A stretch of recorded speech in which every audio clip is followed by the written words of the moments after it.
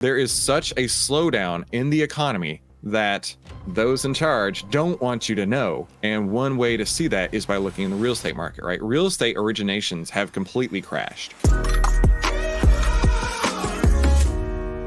Renters are fearing that they will never own a home. That's according to a Fed survey. New York Fed data shows most renters in the US have lost hope that they will achieve the American dream.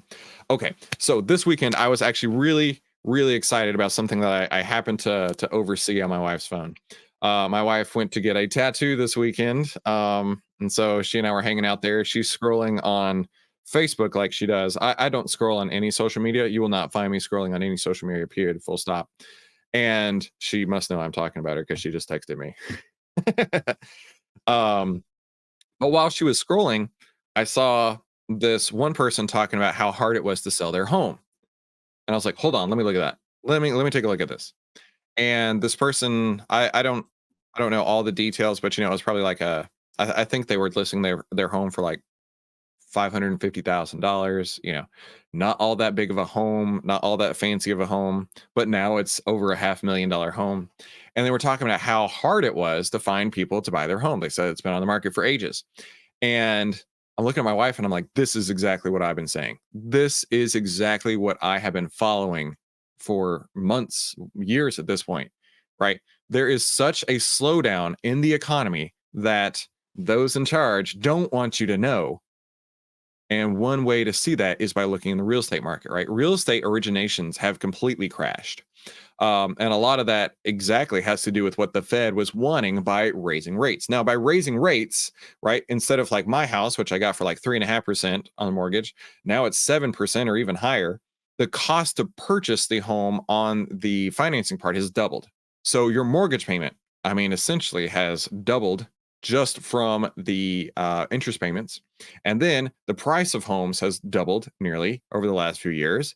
So we're now looking at a compounding effect where you may have been able to afford a home 4 years ago, but now post COVID, post rate increases, post inflation, it's impossible. And that's what these renters are saying here, right? They're never going to own a home. Like to own my home today would cost you 4 times as much per month as what I'm currently paying. I'm not going to be leaving anytime soon.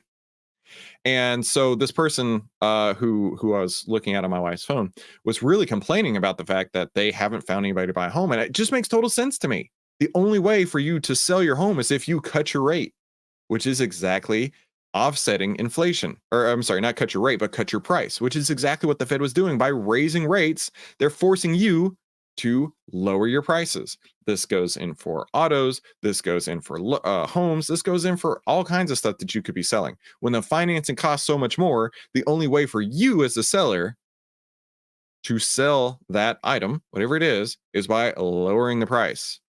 That is how we fight inflation, by raising rates. Now, at the same point, it also stymies the economy until sellers start pulling it down, right? Because this person at some point is going to come into a dire situation where they're going to be like, I have to sell. My other house is closing, or my cargo ship is moving across the ocean, or whatever the case is. My deadline is here. I have to sell. I am now a very motivated, very dramatic seller. I have to cut as far and wide as I can. And I think we're finally going to start seeing that happen. I think we're finally to the point where where prices are going to start to fall precipitously. Not only are prices going to start to fall, but it makes total sense because if you look out in the economy in general, right, prices have gone up, yet there has been really no price relief from consumers. So they've been just stacking on credit card debt. And now we've reached a point where credit cards are starting to max out. Companies are starting to say, oh, geez, we're not hitting our sales targets. I forget it was a fast food restaurant. I forget which one it was, but they completely got their targets just absolutely murdered. I know McDonald's had this happen, but there was another one that just happened recently. McDonald's, for example, expected a 4% increase in sales over the last year, ended up with I believe it was a 6% decline in sales. And you consider the fact that McDonald's has raised prices and they still couldn't even hit the 4%, let's call it inflation adjusted sales increase, means that their total unit sales went down huge, right? If you can't hit your sales increase just from the inflation, that means you really got a 10% drop overall in sales. And man, I tell you what, this is going to start rippling across the economy. I absolutely think that's coming, right? Let's look here.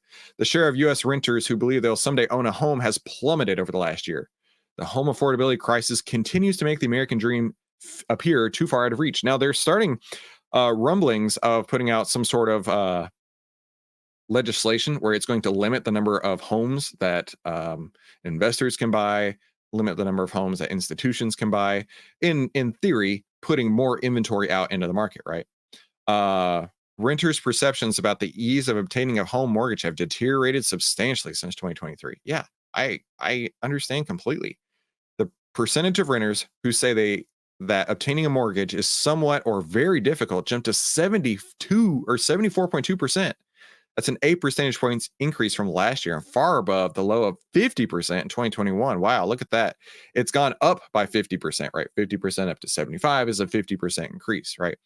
It has gone up by 50% basically in the last 3 years. That's crazy.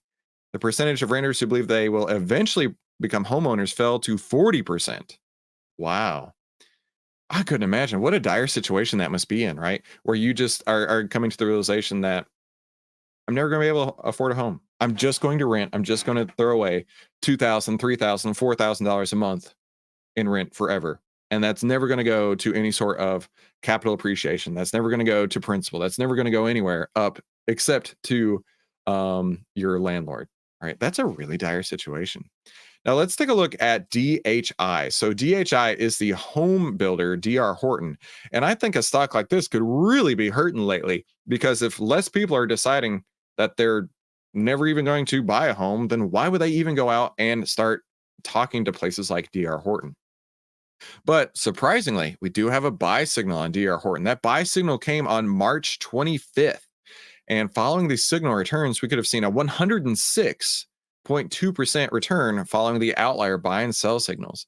So, we got a buy signal lately, and a lot of people are still saying, hey, you know what? I'm not going to be in the buyer's market. So I don't know who's buying these homes or who's buying the stock to go along with this, but I will say right now that if I were in the market to buy a home, I don't know if I'd be able to buy. I certainly wouldn't be able to buy the home I have now. And I think that is definitely going to start hurting the company DR Horton, right? Hey, real quick, whenever I look to buy a stock, I have a few simple criteria that I follow, including the buy and sell signals here in Outlier, but I also have a lot of other things, right? And I want to send you my bullish power cheat sheet. And on the bullish power cheat sheet, it outlines every single thing that I need to see to know that a stock is showing significant amounts of bullish power. You can grab your own copy of that at bullishpower.com. So let's go see what the internet has to say about this story. Nearly 40% of U.S. renters don't believe they'll ever own a home. That's up from 27% last year. That's so crazy. I mean, who wants to buy an 1,800 square foot condo for $900,000 with an 8% interest rate? Yeah, I think that's exactly right. Here's an ad from Robert F. Kennedy. The dream of home ownership is slipping away for many Americans with high mortgage rates, rising prices, and stagnant income. He's saying corporations could own 40% of single family homes by 2030. And as president, he's going to do whatever he wants to do. This person says, can't wait to tell my grandkids about the good old days of renting forever. Oh, that's brutal. You'll own nothing and be happy, just like they planned it. I think we've all seen this playing out the last few years, and it's really, really sick. Hey, thank you so much for tuning in today's Outlier Live. Above, YouTube is showing you 2 videos that it thinks you're going to like. So follow the YouTube algorithm's advice and click one of these, and I'll see you on the next episode. Talk soon.